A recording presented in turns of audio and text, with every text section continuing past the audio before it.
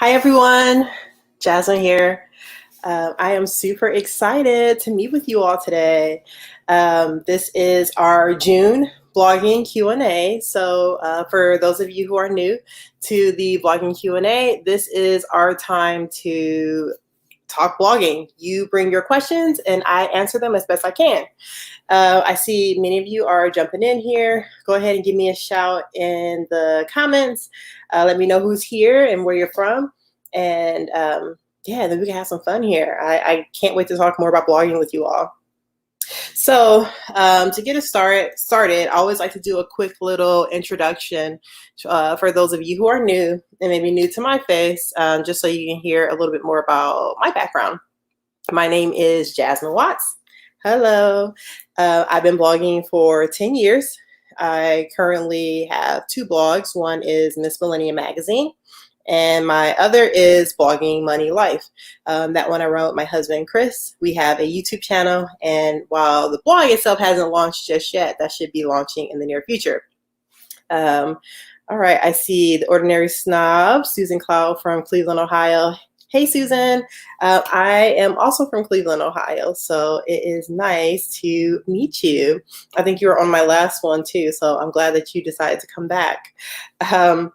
So yeah, keep hollering, you guys. I love to see who is here, and I'll definitely be sharing your questions during this whole session.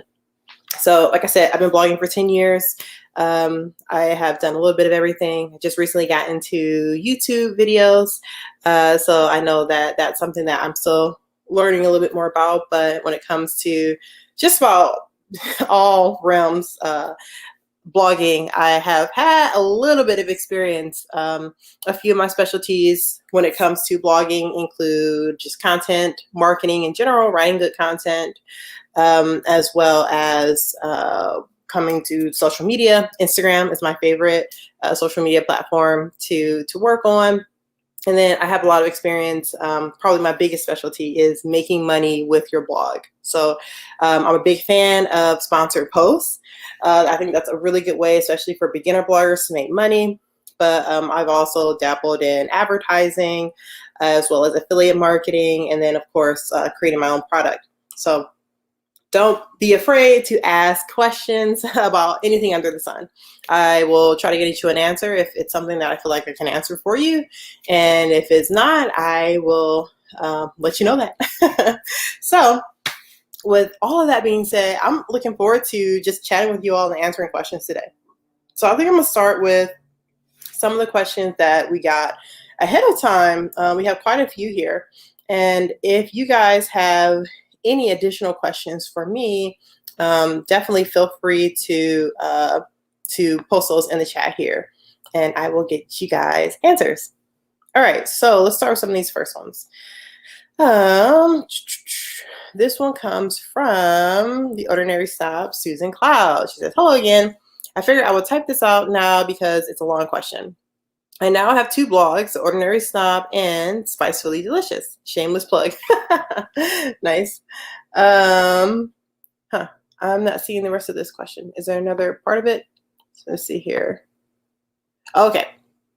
So SD is made in WordPress and TOS with Squarespace. What ways do you find are easy to update and adjust your sites for SEO? Oh, okay. So I think it's interesting that you're using two different content management systems for your blogs. I'm going to hide your question here just because it's blocking my face a little bit. But as far as the question, as far as how do I adjust my site for SEO, I'll disclose that my blog is a WordPress blog. Both of mine are. I know I've worked on like a Wix site before. I dabbled in Squarespace a little bit. But WordPress is definitely where most people are, or most websites I see are operating on as far as a content management system.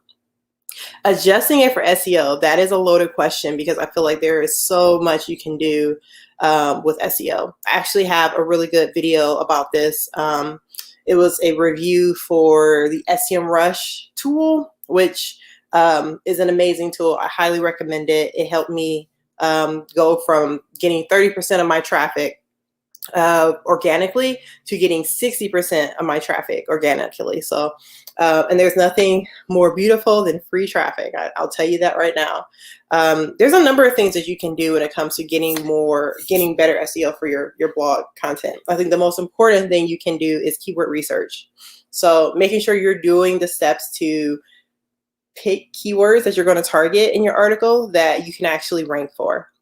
So even if you find a keyword like, oh, there aren't a whole lot of articles talking about this thing, if no one is searching for that keyword, then it's probably not worth your while. What I typically do, I use a tool called Keywords Everywhere, and it's not free, but it's super cheap. I think you pay $10 for like 100,000 credits with them. And 100,000 credits lasts me over a year. I just had to renew because my credits pretty much expired. I had like 70,000 left after using my 100,000 credits for 2 years. But what it does is it tells you what the competition level is for a keyword. And it also tells you how many people are searching for it. And I don't go for a keyword that has a competition level over 0.20. If it's higher than that, I'm probably not going to qualify. And I typically go for a search volume that has more than 70 searches a month, because if it's less than that, it's probably not worth all your time and effort to write that blog post. So I think there's a lot of things you can do to boost your SEO. There's a lot of little hacks and things that you can do. But I think that's probably the most important thing when it comes to just getting started with SEO. Of course, like I know a lot of people say like backlinks are also really important. Working with other bloggers and doing collaborations like those roundup posts, that can be helpful with building your traffic and getting your SEO score up. But I think that's a good place to start, honestly. I think that's a good question. Yeah, and definitely keep them coming. I know you said there's more, Susan. Keep them coming. That's what this is all about for me, to answer whatever questions you guys have, and just talk blogging. I can talk blogging all day. All right, so let's see what else you got here. Susan says, I find myself running out of time or spending way too much time on both sites, 3 to 4 hours combined. Is there any method, guide, or shortcut for this? Thanks. 3 to 4 hours, is that per week or is that a day? Honestly, I feel like 3 to 4 hours, that's pretty darn good. I'll tell you, for me, I probably spend between 10 and 20 hours a week on my blog stuff. And I say blog stuff, I mean YouTube videos, writing blog content, researching for what other blog content I want to do, reaching out to brands and pitching them for different sponsored post opportunities, replying to people who may be interested in partnering with me, answering questions from my audience, sending out email newsletters, working on getting social media content up and running. So, okay. Oh, and so you said that's a day. So 3 to 4 hours a day. Managing two. I don't imagine having 2 blogs to be easy. I think it's quite challenging. I had 2 blogs for a while, and I was like spent doing that. And I don't have that second blog anymore, but I'm getting back into this where I'm going to have 2 blogs again. And what I would say about that is try to find a process that is as efficient as possible when it comes to creating your content. I don't know if they're related at all, your blogs, but what you could do is figure out how can you get more content out of one piece of content. So I'll tell you an example of something I have for that. One thing that I'm just getting on this bandwagon with before we launch our new blog, I want to make sure I have a good process to manage both, because if I don't have a process for both, it can just take up way too much time to manage them. So something I am getting in the habit of is when I create a new YouTube video, right? I can take screenshots from that video and turn it into multiple Instagram images that I can use, and I can come up with different captions to get people to the same video, right? So that's the first thing that I'll do. Oh, while I have my face and makeup on from that video, I'll also record a video with my phone and do an Instagram story. And then I'll do another video that's a little bit longer and do an IGTV story or IGTV video for Instagram. And then I'll take those same screenshots that I took for the Instagram image, and I'll create Pinterest images, Facebook images for it. And then, I can take that same video and I can take smaller clips of it as well to use as different social media posts. That way now I have, several pieces of content that I can work with and continually share that same video without having to go back in like, okay, it's time to share this video again. You already created all this content and now you just have to put it on your rotation. I don't know how you typically share your content on social media. I use a tool called SocialBee. And what I love about this is it allows me to plug in content and it reuses it. So I can have a folder that's called, let's say, food and recipes. And every time I do a video or blog post about food and recipes, I add it to this folder. And then I put a calendar together that says, okay, every Tuesday, I want to rotate through my food and recipes content.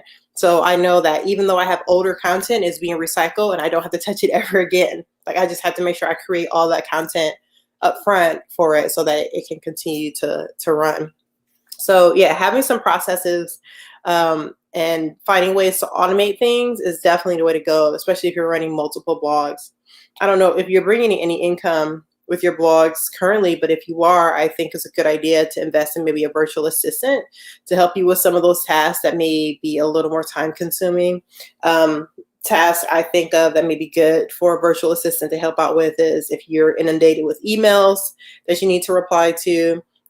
Social media management is also another thing that I think is helpful. Having an editor helps a ton because, that is something that, it's good to have someone else look over your work, first of all, but also just going through your content and making sure that it looks good and gets published on a regular cadence. So yeah, I think seeing if you can get help is also a good way. But if not, find tools to automate some things. Oh man, you said you're not making that one penny. So tools it is. Tools are there for that reason, just so they can help you with certain things that you may be struggling with. I know for me, something I learned the hard way with my blog is if I am really struggling with something, I am more than likely doing it wrong. Every time I found like, man, I'll give you a good example of this. When I first started my blog, right? I didn't know what a content management system was. And I was hand coding my website. And I didn't know how to code. So this wasn't something that I just said, oh, I can code, I can do this. I was learning how to code and then immediately going and hand coding my site, like doing the HTML stuff. And it wasn't until someone came to me and said, why are you doing this? This is too hard. You can get a content management system. You can type into it like Word, like you're in Microsoft Word. I'm like, what? I didn't know that was even a possibility. And all the blogging stuff I did got 1,000 times easier because I had the right tools. So that's something that I would say. Think about the tasks that are taking you the most time and then start doing some research on tools that can possibly replace what you're doing. I think a tool is a lot more affordable than hiring help in some cases, but it may be worth looking at getting some help too.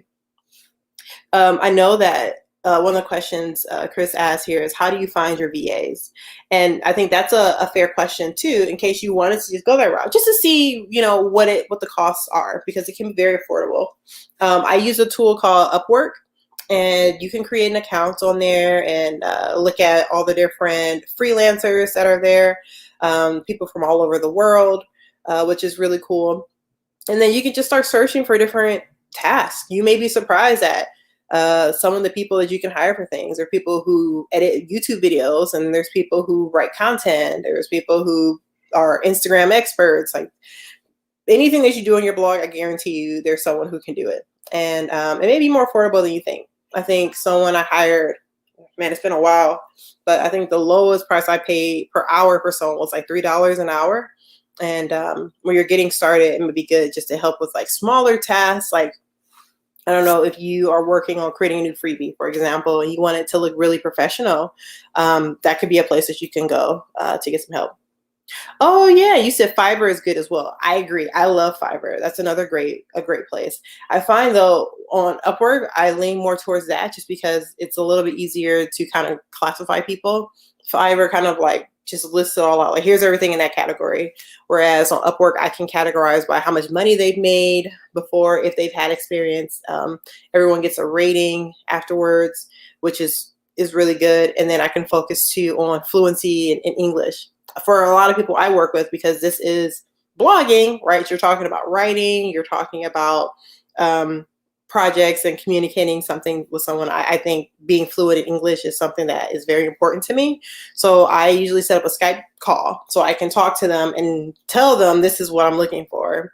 And part of that is to see if they can understand what I'm saying, because some people may say like, oh yeah, I'm fluent in English, but they aren't really. So yeah, that's just something to keep in mind. I don't think it's easy managing 2 blogs, but I know people do it and they've had a lot of success with it. But I think the key is making sure that you have some good processes for everything.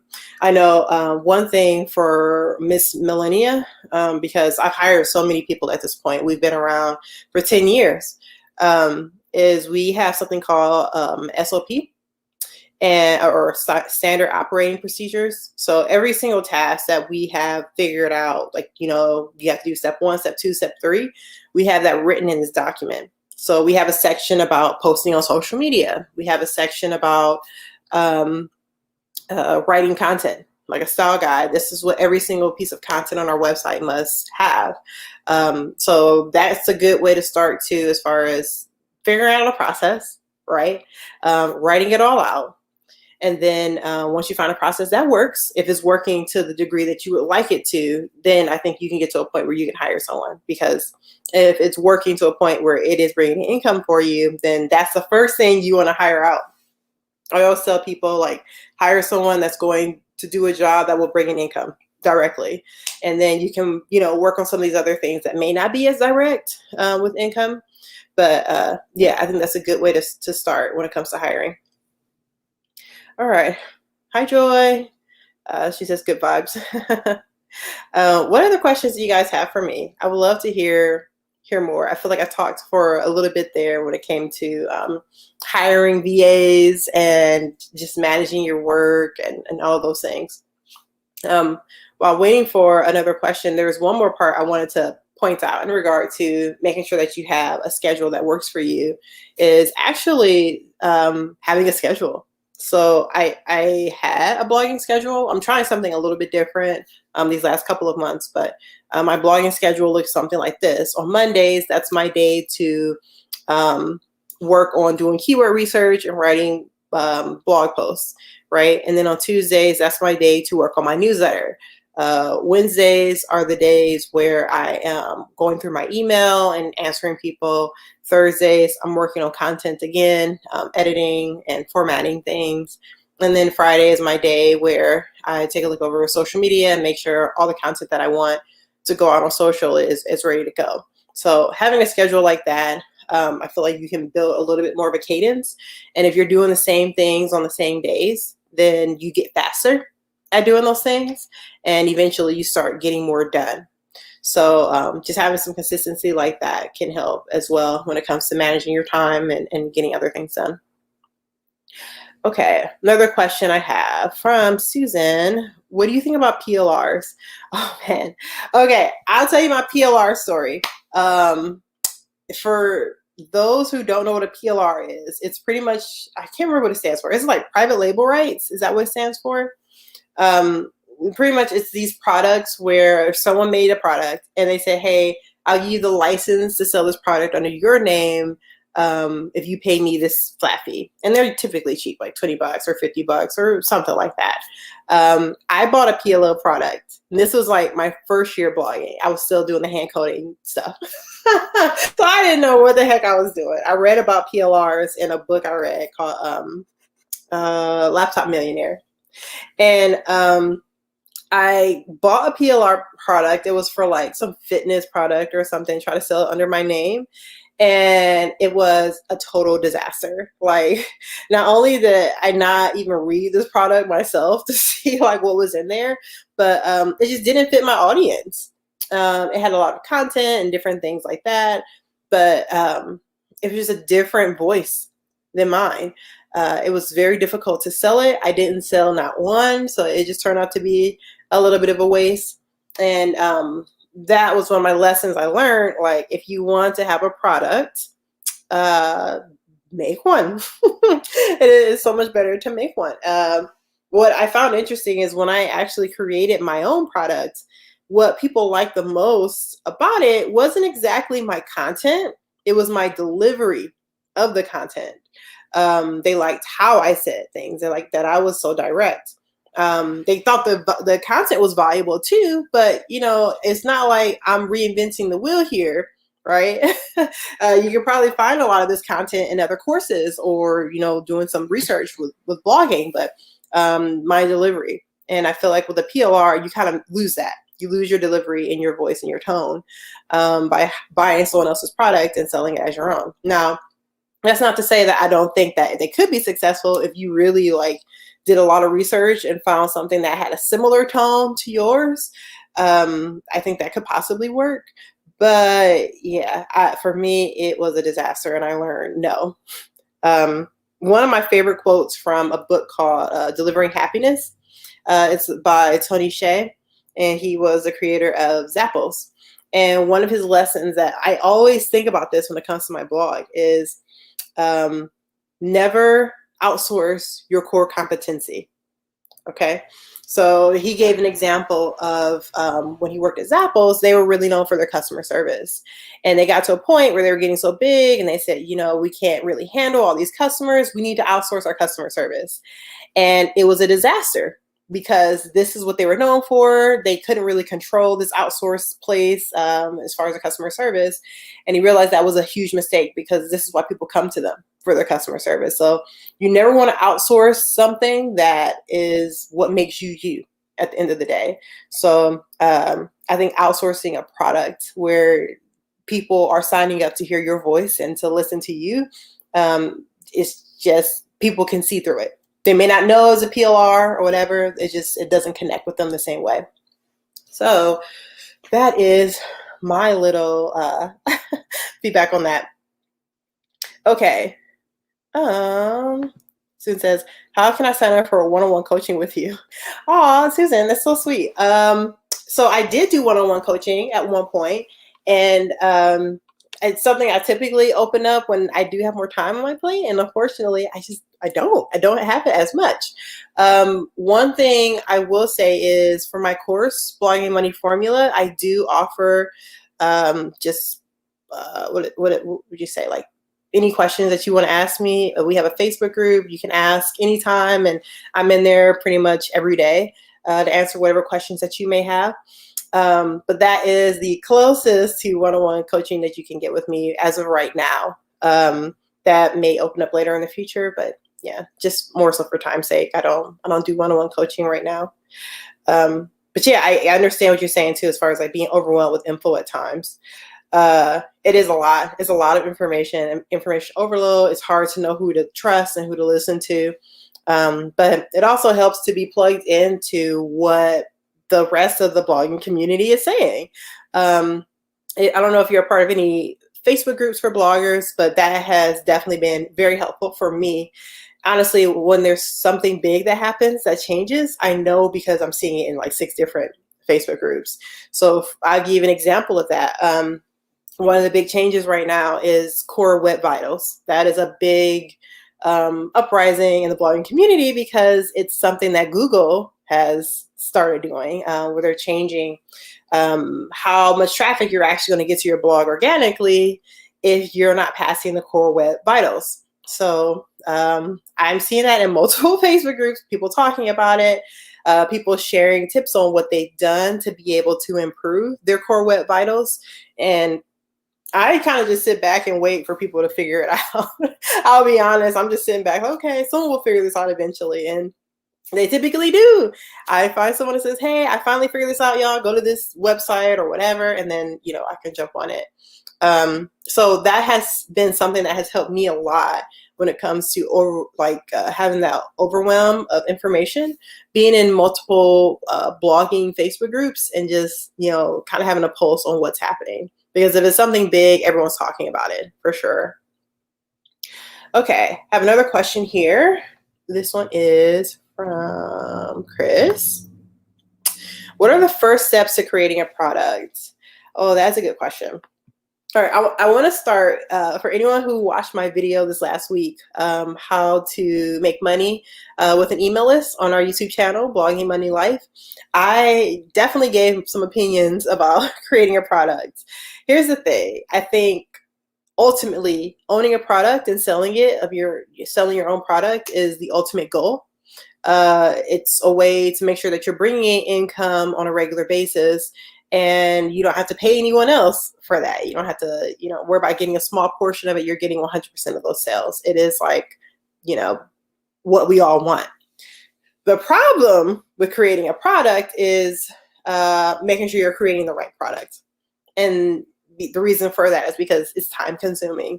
My course, Blogging Money Formula, took me several months to make. And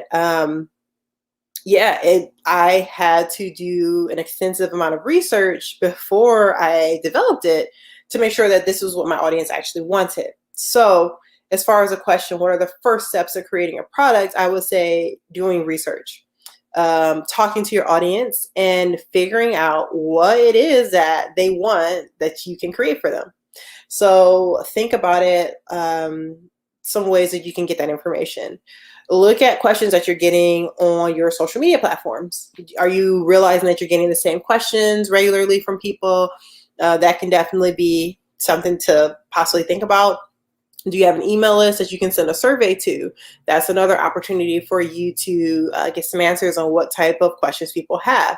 You could do a poll on your social media platforms like Facebook. It's a great place to do a poll if you have a big enough audience and get an idea of what they are really looking for. So those are just a few ways I think you can kind of get started with creating a product. And I think the biggest tip I can give if you're going to create a product is don't create anything until people actually buy it. So what you want to do is do a beta launch. And pretty much what a beta launch is you have an idea, right? I want to create this product. Is anyone here interested in buying it? And if so, you can sign up for it right here. Have them pay you. And if you get a certain amount of people, I say at least 10 people who are willing to pay you for that information, then there you go. You have found your product. And you can only then start working on creating that product after people pay you for it. So I think that is probably the best way to go about creating a product. The first is doing research to make sure that you have that product ready to go. What product people want. And then the second part is doing a beta launch, only focusing on people who actually purchase it. If you have enough people, then, go with that product. If you don't, refund them and, go back to the drawing board and just kind of go from there. So that is my thoughts on getting started with a new product. I'm going to pull up my questions that I know that we've received in Bloggers Supporting Bloggers, because I do a weekly Q&A thread there. And I know that I saw a few questions come in these last couple of weeks regarding a few blogging topics. So I'm going to put that up next so that I can answer those questions for you guys. In the meantime, while I am pulling that up, I would love to see what other questions you guys have for me. Go ahead and post those in the chat here, and I'm happy to answer them for you. Like I mentioned, I love talking about blogging. I can talk about it all day long. And I would love to hear what questions you guys have, because honestly, it's good for me too. I love to know, what are the biggest concerns that people are facing when it comes to blogging today. One of the things about it is it's something that changes so frequently because we're working online, right? We're working with social media, we're working with Google, and as those things change, so do we. So it's something that you have to constantly be learning and have a pulse on what's actually going on so that you can definitely continue to grow as a blogger. So I'm going to put one of these questions here. One of the questions we got are there any Google AdSense experts in the group? I have AdSense for my blog, but Google has been adding way too many ads, and I really do not know how to control it. Any experts?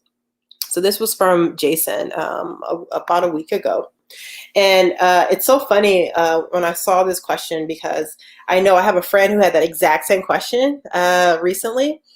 She was having issues with Google, saying that it's something has changed and Google AdSense has just gone nuts. It's like all over my website. I can't control it. I pretty much put the code on the site like they asked me to, and now it's just showing up in places I don't want it to show. Well, this tip came from my friend, and she said something that she did was she downloaded a plugin on her WordPress blog, and I think it's called like Insert Ads or Insert Post Ads. And what this does is it pretty much adds like different spaces within your blog posts. And she added the Google AdSense code to that plugin. So it only shows in the places she wants it to show. If she wants to put it in the sidebar, it'll show in the sidebar. If she wants it in between her articles, it'll show up in between her articles. So that way it's just not all over the place, and Google is posting wherever it wants.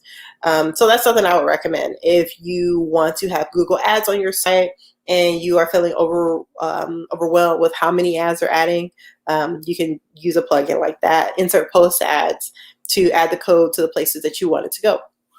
So I think that's a good question. All right, so let's see. I have another question in the Facebook group. Let me ask that one. So this one comes from Rachel. She says, are there any tips for growing your Instagram for your blog? I have been trying super hard. I did answer this question because, as I mentioned, Instagram is my favorite social media platform. And there are a number of things that you can do to grow your Instagram account. So I think the first thing that is really important when it comes to growing Instagram is making sure you're posting daily.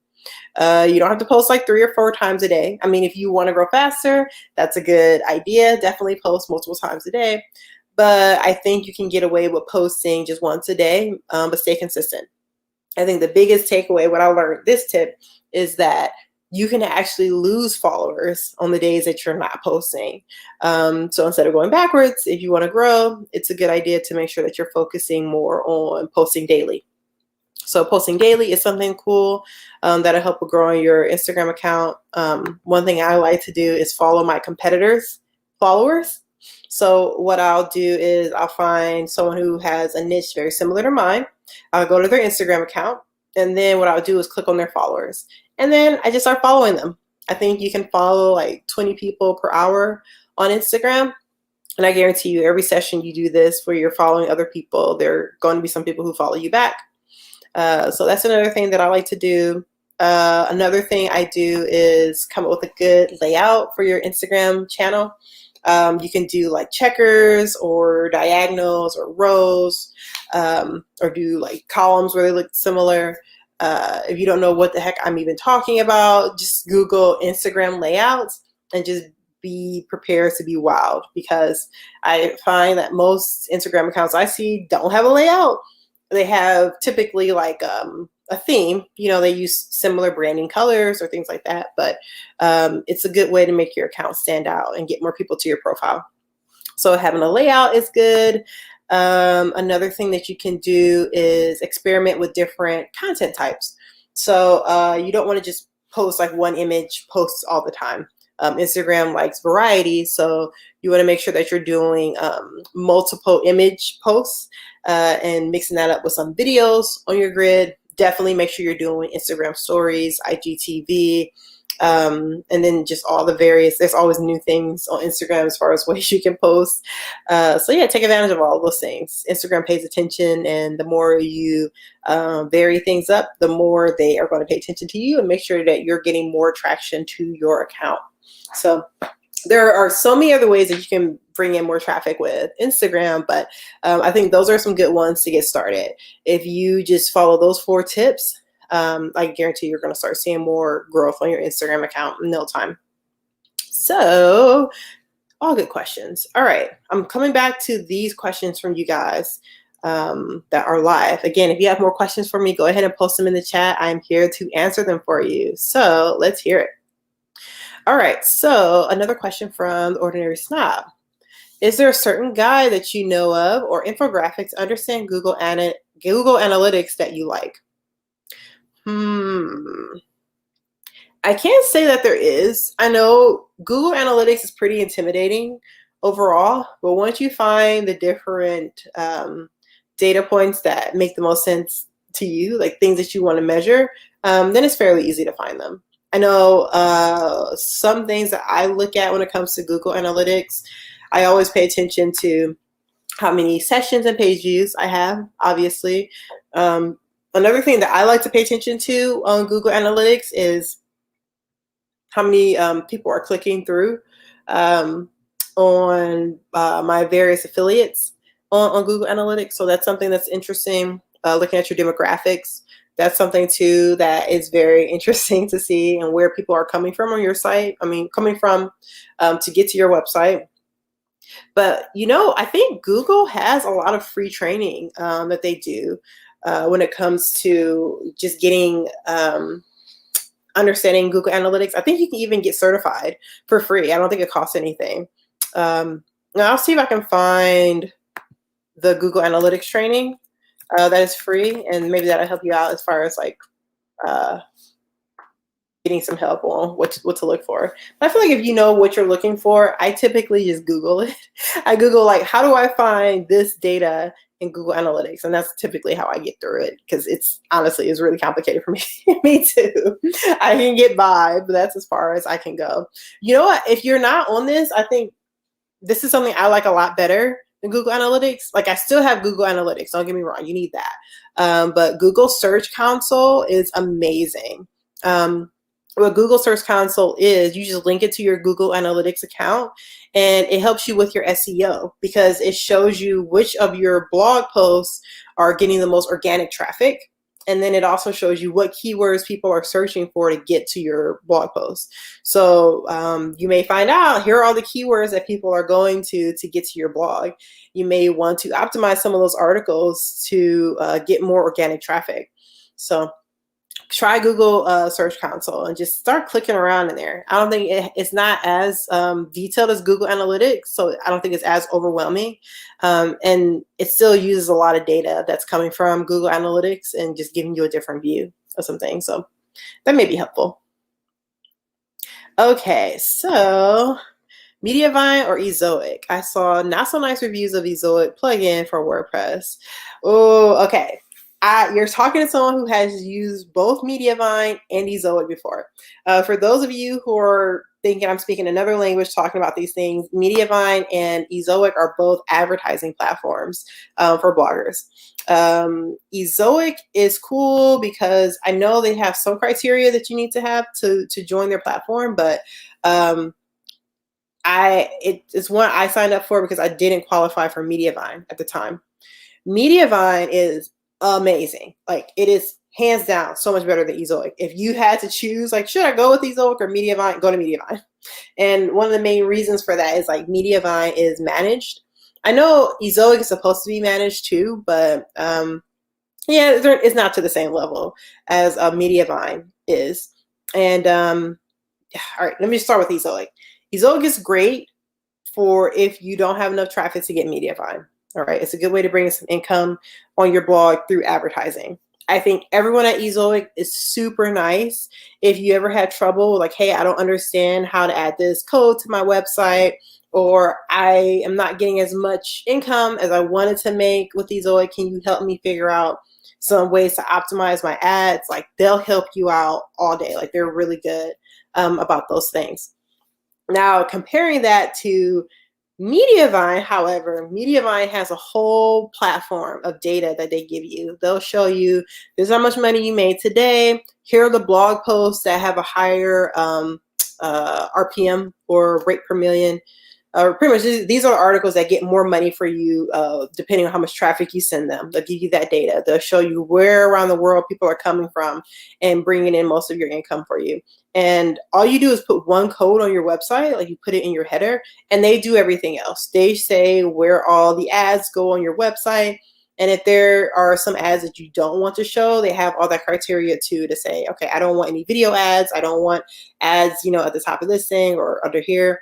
Or if you have a blog post where you're working with a sponsor and they say, we don't want advertising on this article, they give you codes so you can take that off of those specific articles. It is night and day difference. Like, I turned Mediavine on and I just walked away. That's the difference.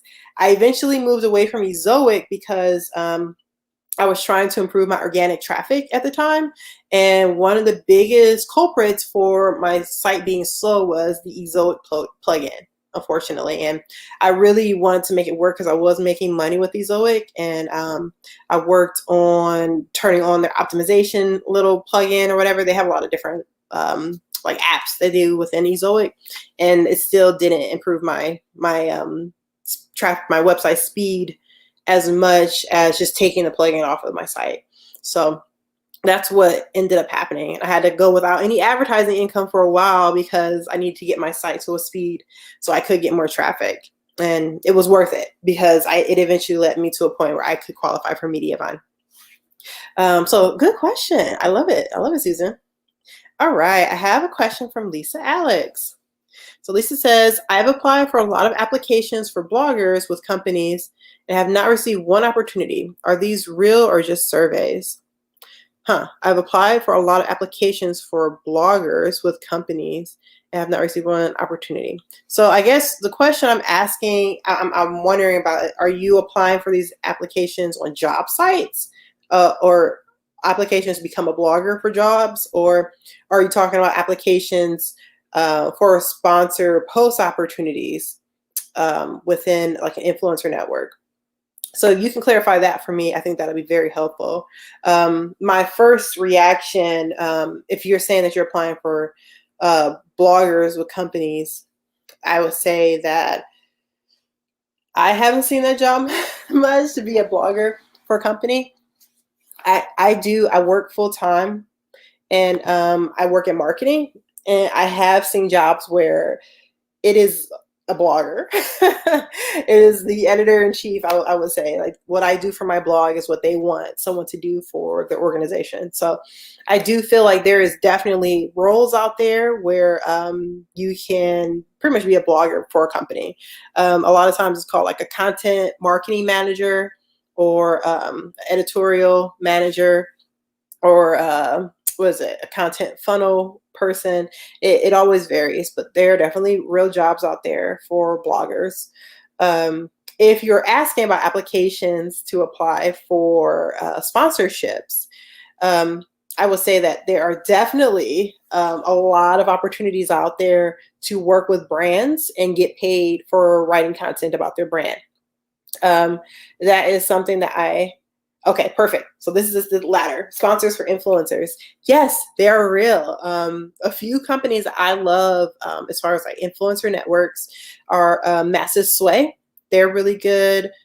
Social Fabric is another great one. The Clever Network, they also have a lot of good opportunities. I'm trying to think what other ones. I have a newsletter called Blogging Money Update, and I send out 10 opportunities per email, and we send it 3 times a week. And pretty much what my team is doing is we're going through all these influencer networks, finding the best ones that pay the best, that are the most legitimate, and we send them out to you guys so you don't have to go and scour all of those networks on your own. And I'm just going to take a look here to see which ones were mentioned today, because it's Wednesday and we send them on Wednesdays. So Massive Sway. IntelliFluence is another good one. Popular Pays is another one. Oh, Activate. That's definitely one of my favorite ones. And then we always have some other ones in here too, like different influencer networks. If you want, Lisa, I have a list of 150 influencer networks, because once I learned that you can get paid for influencer opportunities, my first one was for $50. And I was so excited because prior to that little $50 I made, I was making like pennies from Google AdSense. And I was so excited. I'm like, I need to get more of these. I went and signed up for every influencer network that I could find. And I've been recreating the list for years now. And now my list has 150 opportunities on it. And I love to share that with my audience for free. So oh yay, Susan said that list is fantastic. It's a little overwhelming. It's 150. We update it every year, and I know we just updated a few months ago. So yeah, I'll make sure to share that in the comments here. Let me just make a note right here so that I have that for you. Sponsored post list. Okay, perfect. Okay, so yeah, I'll share that in the comments so you have that. Yay! Okay, great, Lisa. Okay, I have a question from Jody Ann. She says, how do I manage social media for my blog? I find it takes up so much time, but doesn't drive much traffic apart from Pinterest. Oh, that is a really good question, because at the end of the day, you don't want to be wasting your time on social media platforms that are not doing anything for you. Okay, so yeah, I'm in the same boat, Jody Ann. Pinterest is my number one as far as like social media goes. My second would be Instagram, is where I get more traffic from, and then Facebook and Twitter and all those, they kind of fall after that. But most of my traffic right now comes from organic. It's organic traffic. That's not to say that social media doesn't have its place. It's important. And a lot of times it's hard to track how much traffic you're actually getting from social, because it's not always linear.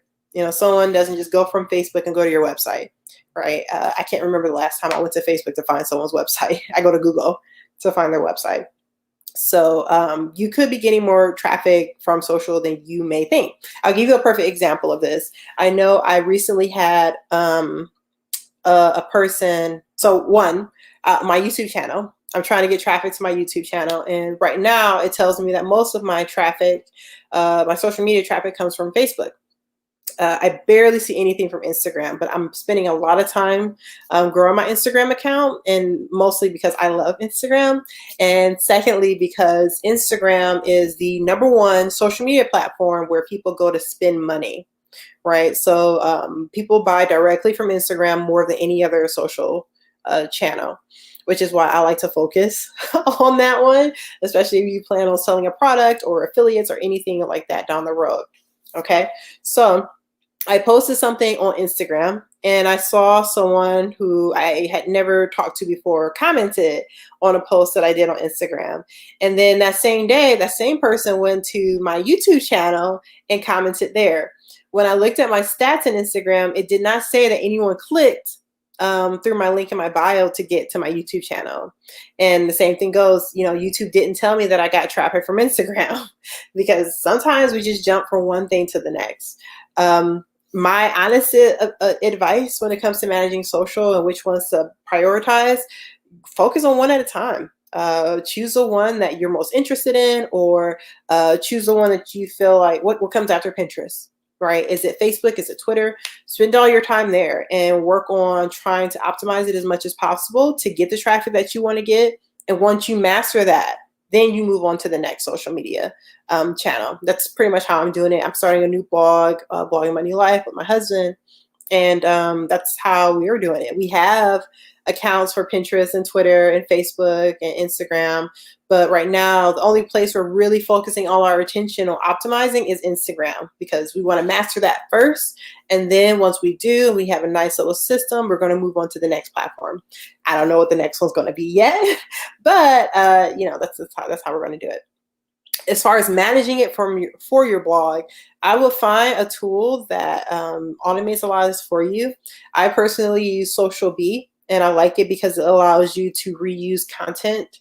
So you don't have to keep making the same Facebook post over and over again and share older content.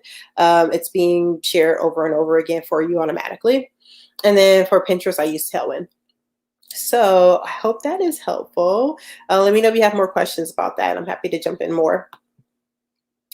Let's see here. Another question from Jody Ann Smith. She says, do these influencer networks accept newer blogs with less than 1,000 views? Yes, they do. One of the stories I love to tell is when I first did my first sponsored post opportunity, I wasn't doing that great. I had a free WordPress theme that I had just got out the gate because I didn't know WordPress was a thing. And I definitely wasn't getting a whole lot of traffic. I think I was probably getting, at the most, I was getting like 2,000 views a month. And my first opportunity, they paid me $50 to write a blog post. I think it's only like 500 words or something like that. But I don't think there's a direct correlation between your traffic or how many social media followers or things like that, and if you can qualify for a sponsored post opportunity. what people are actually looking for is how consistent are you on your blog? Are you a hobby blogger, or are you taking this seriously? Are you publishing content at least once a week? Do you have a work with me page on your website somewhere so people know what your stats are for your blog, who your target audience is? What's another thing that people are looking for? Oh, do you have an email list? You definitely want to have an email list, and you're sending emails to your readers at least once a week. That's something else that you want to make sure you're being mindful of. It's not necessarily a question of, well, what's the number of followers I need to get before I can do sponsored posts? It's, do I have the blogging basics down before I can start working towards working with brands? I actually talk about that a lot in my course, Blogging Money Formula, and in my webinar too. Actually, that's something else. I'll share a link to my webinar where I go into detail about things that you want to make sure that you have in place before you start making money with sponsored posts. And then I also talk about the biggest blogging mistakes that people make when it comes to bringing in income with their blog, and how to get to a point where you're making, you know, 5K a month with your blog. So I'll make a little note here for myself so that I can share that link with you guys in the comments as well. So that is a good question. And I think it's one of those questions I get often. I don't feel like I can make money with working with brands because I don't have enough traffic. And I feel like that couldn't be further from the truth. One story I would love to tell about that. At one point, my husband, Chris, and I, we had a business called El Gato Malo. We were selling French presses. And one of the ways that we worked to get traffic to our website and to our Amazon channel was with working with bloggers. Now, since it was a French press, we didn't want to work with, you know, these big, gigantic bloggers who talk about everything under the sun. We wanted coffee bloggers. So I did a quick search to find coffee bloggers, and we had a small list. It was probably about 10 to 15 blogs. There's not a lot of coffee bloggers. I learned at least ones that I could work with. And some of them had very small audiences. I can easily tell from my end if you have a small audience or not, just using different tools online. Some of them had bigger audiences. But just because people had a smaller audience did not mean I didn't want to work with them. If anything, I really wanted to work with them because they had a small audience of people that I wanted. Like, they had people who loved coffee. The only people who are going to follow a coffee blog are people who love coffee. And those are the people I wanted to buy my French press. So don't get too much in your head about, oh, I don't have enough followers or enough traction or anything like that. You are the right blog for the right company. So long as you're consistent and you are presenting yourself like a professional blogger, they will come. Okay, I'm gonna take one more question here. This one is from Janice. She says, do you recommend to get all the social media accounts when you first start, even if you are focusing on them all? Do you advertise all the accounts even if you aren't using them all? Oh, okay. So this is there's a couple of questions here, and I want to address both. The first is, do you recommend getting all your social media accounts when you first start, even if you're not focusing on them all? Yes, absolutely. And the reason why you want to do this is because there are some people out there who see, like, okay, Jasmine, she signed up for Jasmine Watts at Twitter, on Instagram, but she didn't do it on Facebook. So I'm going to get Jasmine Watts on Facebook, and when she goes to get it later on, I'm going to sell it to her. Something that should have been free is not something you got to pay for. Not saying that, you know, this is the case for everything, but it has happened to me. And I will say it is not fun. So yeah, definitely sign up for all of those accounts just so that you're not missing out on someone possibly buying it and then trying to sell it to you later on. And then the other question is, do you advertise on all accounts even if you aren't using them all? That one's a little more complicated. So I say, if you can find a way to kind of automate sharing on all your social media platforms, then I would do that to start off with. But if you can't post on all of them, that's fine too. Just know that there's another platform that you're probably not getting any traction on. But I mean, to be honest, if you haven't optimized that platform, if you haven't built a relationship up with people on that platform, you probably won't really get traffic anyway. So I don't think it'll hurt if you share on platforms that you're not really using. Like if you have a new blog post and you want to share that blog post every week to Facebook and Twitter and Instagram, I think that's perfectly okay. But you want to make sure you're not sucking up all your time doing that. So if it's easy for you to create, knock out a quick Twitter post and get it posted on Twitter, even though Twitter is not something you're focusing on, then do it. But if it's going to take up more time than you already have, don't worry about it. This isn't your season for Twitter. So long as you have your Twitter account, you should be good to go. So yeah, I think that was a really good question. You guys had a lot of good questions tonight. I'm really feeling it. I hope that this session was helpful. I'll be doing this again next month. I always do it closer to the end of the month for all of you who may want to join me next month for our July Q&A. And then yeah, definitely subscribe so you don't miss any videos. My husband Chris and I, we love to talk about blogging and helping other people with blogging. And we're also documenting our move. We are currently in the process of moving to Costa Rica from the United States. So we have that going on our YouTube channel as well. I'll share the link for you guys to see that series, as well as the different things I talked about earlier in this session. So you have that in the description below. So thanks for joining, everyone. I will see y'all next month. Bye.